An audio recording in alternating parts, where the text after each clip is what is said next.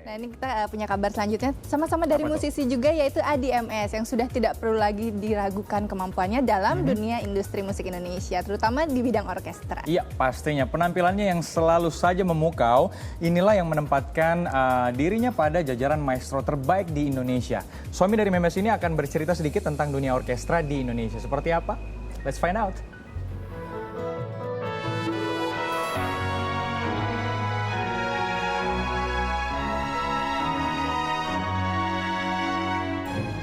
Kondisi perorkestraan di Indonesia itu kalau menurut saya sepintas kelihatannya sih bagus gitu ya, ramai gitu.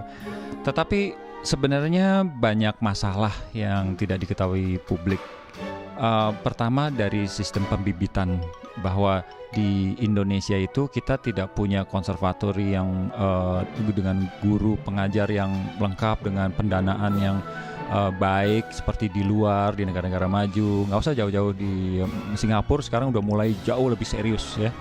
Nah, selain dari pembibitan juga dari segi policy pemerintah, bagaimana supaya bisa mendukung, karena orkestra itu kalau tanpa didukung oleh pemerintah di negara manapun ya, bukan hanya dana aja tetapi policy. Dan kalau ada konser yang pop dan lain sebagainya itu bisa terselenggara dengan cepat, dengan efisien, efektif dan sebagainya, itu karena core-nya itu konser simfonik itu berjalan dengan baik karena dukungan pemerintah. Di sini kurang sekali.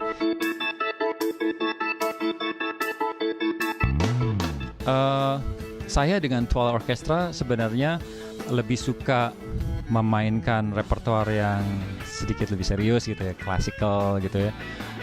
Tetapi kita sadar dengan kondisi Indonesia yang concert hall aja nggak dibangunin sama pemerintah ya kan, fasilitas dan policy tidak kondusif gitu ya.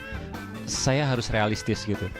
Akhirnya ya saya berusaha menggabungkan atau toleran kompromi antara apa yang saya ingin tampilkan yang ideal ya, dengan musik-musik musical. Ya, kita tahu bahwa dengan dengan sistem yang ada di Indonesia memang kurang kondusif untuk terbentuknya program konser rutin klasik. Nah, maka kita kombinasikan dengan musik-musik atau konser-konser yang bersahabat.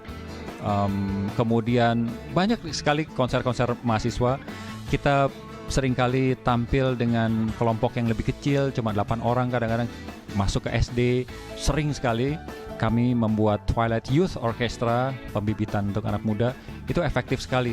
Nah, saya berharap ada program CSR dari perusahaan-perusahaan untuk mendanai hal seperti ini supaya kita bisa meningkatkan apresiasi musik masyarakat Indonesia pada musik-musik simfonik seperti di Singapura dan macam-macam negara lain.